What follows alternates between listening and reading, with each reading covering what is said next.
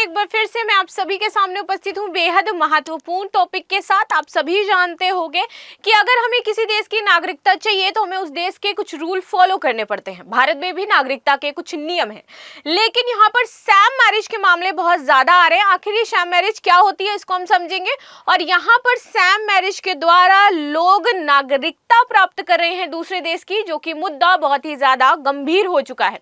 इसी को लेकर के कुछ नियम एंड रेगुलेशन यूएस ने बनाए हुए हैं ऑलरेडी, लेकिन फिर भी इन मामलों में कमी नहीं आ रही है। इसी को देखते हुए हाल ही में भारतीय मूल के एक वकील थे जिन्होंने भारत से अपनी डिग्री प्राप्त करी थी।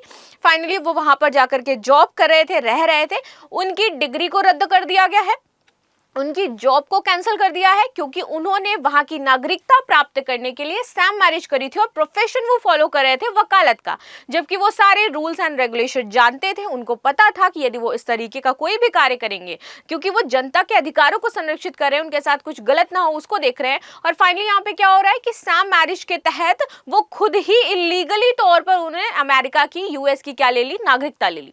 तो ये केस बहुत ही ज्यादा गंभीर हो जाता है। इसी पर विस्तार से हम चर्चा करेंगे और ये जो सैम मैरिज के मामले दिन पर दिन बढ़ते जा रहे हैं, इनको कैसे कम किया जा सकता है, इसमें हम ये भी समझेंगे यदि किसी व्यक्ति को भारत की नागरिकता चाहिए तो उसके क्या क्या मापदंड है, कैसे उसे भारत की नागरिकता मिल सकती है। मेरा नाम है प्राची मिश्रा, संस्कृति आईएएस के इस प्लेटफॉर्म पर आप सभी का स्वागत है। और आपकी जो भी राय हो इस सैम मैरिज को लेकर के मुझे अवश्य बताइएगा, ठीक है, कि कैसे लोग ये सैम मैरिज करते हैं और उससे ये सारी चीजें देखने को मिलती हैं। UK bars Indian origin lawyer from practising over conviction is sham marriage. किसमें थे वो इन्वॉल्व? सैम मैरिज में इन्वॉल्व थे। बेसिकली सैम मैरिज जो होती है कि जब आप किसी के साथ पैसे देकर के किसी से शादी कर रहे हो सिर्फ इसलिए कि तुम्हें उस देश की नागरिकता मिल जाएगी। सैम मैरिज वो होती है जब आप कॉन्ट्रैक्ट मैरिज करते हो किसी के साथ कि आपने उस देश जाना है। आप जैसे देखोगे ये सैम मैरिजेस मोस्टली आपको देखने को मिलेगी कनाडा साइड में, मोस्टली आपको देखने को मिलेगी यूके, यूएस में। वहां पर लोग सैम मैरिज करते हैं, पैसे के लिए मैरिज करते हैं, कि प्रोफेशन होता है लोगों का सैम मैरिज करने का, कि यहाँ पर कुछ पुरुष और महिला इसमें इन्वॉल्व होते हैं। वो कहते हैं ठीक है अगर आपको नागरिकता चाहिए तो, क्योंकि कुछ दिन का होता है ना कि 6 महीने 7 महीने आपको साथ रहना है, क्योंकि यूएस में तो ऐसा कुछ है नहीं कि वहाँ पे कोई रीति रिवाज है उसको फॉलो करना है, कि आपका कोई ऐसा कुछ है कि आपने ये आप फोटो एंड ये सारी चीजें, वो तो नॉर्मल किसी के भी साथ रहने लगते हैं जा करके। तो वहाँ पर ये ऑथेंटिकेशन भी नहीं हो पाता है कि इनकी वाकई शादी हुई है नहीं हुई है। तो वहाँ पर ये रूल बना दिया गया कि यदि आपकी शादी हुई है तो लगभग आपको 6 महीने से 1 साल तक साथ में रह रहे होगे तो हम मानेंगे कि आप लोग शादीशुदा हो, ठीक है। तो बस इतने ही दिन साथ में रहना होता है। अब कई बार ऐसा होता है कि इस सैम मैरिज में वो जो व्यक्ति होता है ऑलरेडी उसकी बीवी होती है इंडिया में, और फिर जब वो वहाँ पर सैम मैरिज करता है फाइनली, क्योंकि वहाँ पे डाइवोर्स लेना कोई बहुत बड़ी बात तो होती नहीं है, क्योंकि उनका वो कल्चर है, वो ले लेते हैं। इंडिया में बहुत बड़ी बात है डाइवोर्स, ठीक है। तो वो लोग क्या करेंगे, 6 महीने रहेंगे एंड देन डाइवोर्स ले लेंगे। फिर वो अपनी बीवी बच्चों को भी बुला लेते हैं। जब उनका प्रोफेशन पूरी तरीके से वहाँ पे सेट हो जाता है, सारी चीजें सेट हो जाती हैं, उनका काम धंधा सेट हो जाता है, देन पूरी फैमिली के साथ वो पहुंच जाते हैं, ठीक है। तो ये जो सैम मैरिजेस हैं इनकी वजह से जो नागरिकता मिलना है और जो पासपोर्ट रद्द करे जा रहे हैं, ये एक बहुत बड़ी समस्या बन गया। इसी पर आज हम विस्तार से देखेंगे। भारत में वकील के रूप में योग्यता प्राप्त 44 वर्षीय एक व्यक्ति को ब्रिटेन में वकालत करने से सॉलिसिटर निगरानी संस्था ने रोक दिया, क्योंकि उन्होंने पाया कि वो पिछले 8 वर्ष पहले उनके ऊपर मुकदमा दर्ज करवाया गया था, उसका केस चल रहा था और 8 वर्षों से वो अमेरिका को बेवकूफ बना रहे थे कि सैम मैरिज के थ्रू ही वो वहां पर गए थे और वहां पर रहे थे और नागरिकता उन्होंने वहां की प्राप्त करी थी, ठीक है। आगे देख लेते हैं। अनुशंसनात्मक न्यायाधिकरण ने अपने फैसले में कहा कि इसमें कोई संदेह नहीं है कि उन्हें पता था या उन्हें पता होना चाहिए था कि ये जो आप आचरण अपना रहे हो, आपका जो प्रोफेशन है वो जनता की रक्षा करने का प्रोफेशन है, आपका जो कानूनी पेशा है वो प्रतिष्ठा का दायित्व है और उसमें रहते हुए आपको उसको निर्वाहन करना था, लेकिन आप खुद ही इस टाइम कहाँ हो, कानून के कटघरे में खड़े हुए, यानी कि आपने अपने प्रोफेशन को भी नहीं देखा कि आप किस प्रोफेशन में हो और आप इस सैम मैरिज को बढ़ावा दे रहे हो। 8 साल से आप हमें बेवकूफ बना रहे हो, यूएस गवर्नमेंट को आपने बेवकूफ बनाया। 8 साल तक वहां पर नागरिकता प्राप्त करके रहे, किसके थ्रू? सैम मैरिज के थ्रू, ठीक है। जबकि उन्होंने अलग शादी कर रखी थी, उनके बच्चे भी थे, उनकी फैमिली भी थी। आप देख लेते हैं सैम मैरिज क्या होती है। तो जैसे मैंने बताया कि विदेशी नागरिकता पाने के लिए की गई मैरिज को इस श्रेणी में रखा जाता है।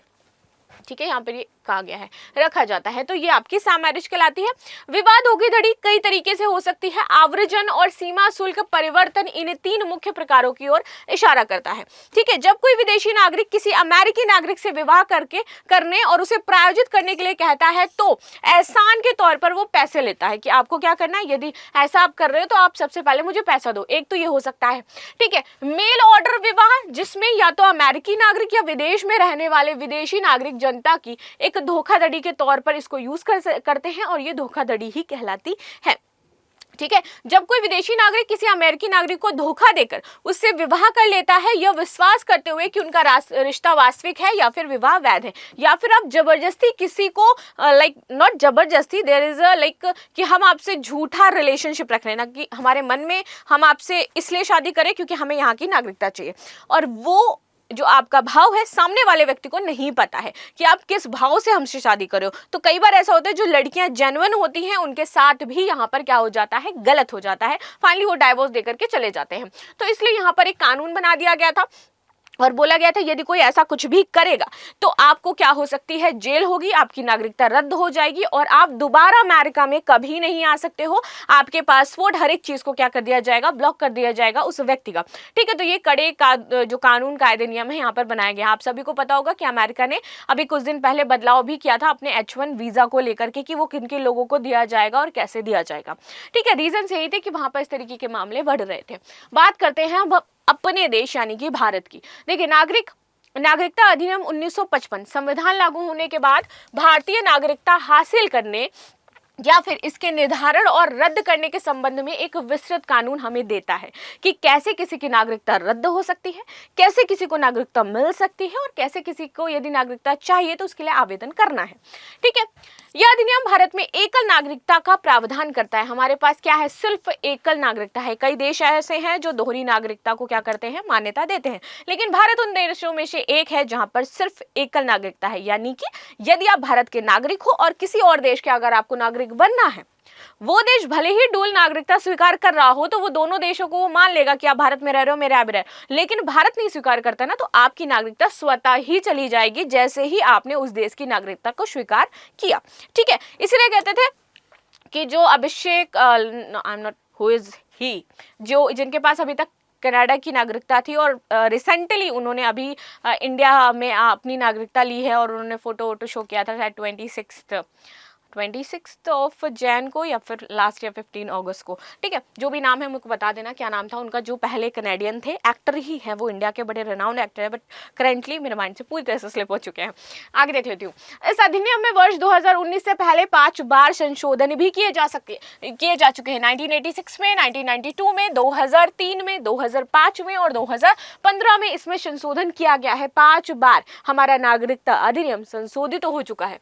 नवीनतम संशोधन के बाद इस अधिनियम में बांग्लादेश, अफगानिस्तान और पाकिस्तान के 6 अल्पसंख्यक समुदायों हिंदू, बौद्ध, जैन, पारसी, ईसाई और सिख को ताल्लुक रखने वाले लोगों को भारतीय नागरिकता देने का प्रावधान किया गया था, जो हाल ही में आपका संशोधन हुआ था। इस तरह पिछले संशोधन में नागरिकता दिए जाने की शर्तों में कुछ मामूली बदलाव किए गए। सबसे पहले भारतीय नागरिकता अधिनियम 1955 के अनुसार कुछ प्रावधानों के अंतर्गत आपको भारत की नागरिकता मिल सकती है। उसमें से क्या है, पहला है प्रावधान है कि जन्म से आप यहाँ के नागरिक हो, यानी कि बाय बर्थ आप यहाँ के नागरिक हो। दूसरा प्रावधान है कि वंशानुक्रम या फिर रक्त संबंध के आधार पर आपको यहाँ पे नागरिकता मिल सकती है, कि आपका यहाँ पे कोई है, आपका ओरिजिन यहाँ पे हुआ हो, यहाँ पे लोग रह रहे हो, देन आपको वंशानुक्रम या फिर रक्त संबंध के आधार पर मिल सकती है। ठीक है, तीसरा प्रावधान था पंजीकरण के जरिए। अब इसमें क्या क्या चीजें हैं पंजीकरण में? सबसे पहले अवैध प्रवासी को छोड़कर अगर कोई अन्य व्यक्ति भारत सरकार को आवेदन करे, नागरिकता मांगता है, तो ये कुछ जिनके आधार पर नागरिकता दी जा सकती है वो है आपका भारतीय मूल का वो शख्स जो देश में नागरिकता के लिए आवेदन देने से पहले कम से कम 7 साल तक यहाँ रह रहा हो। तो कम से कम 7 साल तक आपको इंडिया में रहना पड़ेगा, तब आप आवेदन कर सकते हो, कोई विदेशी नागरिक यदि है और वो इंडिया की नागरिकता चाहता है तो।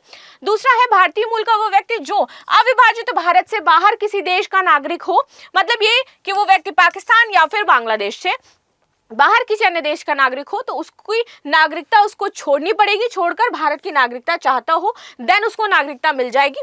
ठीक है, वो शख्स जिसकी शादी किसी भारतीय नागरिक से हुई हो वो नागरिकता का आवेदन करने से पहले कम से कम 7 साल तक भारत में रह चुका हो। अगेन यहाँ पर बहुत अच्छा रूल है, यहाँ पर आपको सैम मैरिजेस उतनी देखने को नहीं मिलती हैं जितनी आपको फॉरेन कंट्रीज में देखने को मिलती है। सैम मैरिज इसीलिए होती है ताकि कोई व्यक्ति वहां की नागरिकता ले ले। ठीक है, तो यहाँ पर 7 साल तक रहना होगा। वो नाबालिग बच्चे जिनके माता पिता भारतीय हों उनको मिल जाएगी, नाबालिग होने चाहिए। लेकिन राष्ट्रमंडल के सदस्य देशों के नागरिक जो भारत में रहते हों या फिर भारत सरकार की नौकरी कर रहे हों और आवेदन पत्र देकर भारत की नागरिकता को प्राप्त कर सकते हैं बेसिकली। ठीक है, आगे चौथा है आपका प्रावधान भूमि विस्तार, यानी कि अगर हम किसी देश की भूमि को अपने में शामिल करते हैं, मान लीजिए पाकिस्तान की किसी एक क्षेत्र को हमने अपने देश में शामिल किया तो फिर वहां के जो लोग हैं वो स्वतः ही भारत के नागरिक बन जाएंगे, उनको आवेदन करने की जरूरत नहीं है। अगर हमने नेपाल को या बांग्लादेश को अपने भारत में मर्ज कर लिया है, मिला लिया है उस क्षेत्र की सीमा को, तो वो स्वतः ही भारत के नागरिक हैं। ठीक है, पांचवा प्रावधान नेचुरलाइजेशन के जरिए नागरिकता देने का है, यानी कि देश में रहने के आधार पर कोई भी व्यक्ति भारत में नागरिकता हासिल कर सकता है बशर्ते वो नागरिकता अधिनियम की 3री अनुसूची के सभी योग्यताओं पर खरा उतर रहा हो तो उसको मिल जाएगी नेचुरलाइजेशन के अकॉर्डिंग। ठीक है, तो आई होप आपको ये सारी चीजें समझ में आ गई होंगी कि भारत में नागरिकता कैसे मिलती है। अब आपकी जो राय है मुझे अवश्य दीजिएगा। मिलती हूँ नेक्स्ट क्लास में, तब तक के लिए धन्यवाद। लाइक शेयर सब्सक्राइब करना बिल्कुल भी ना भूलें। Thank you so much.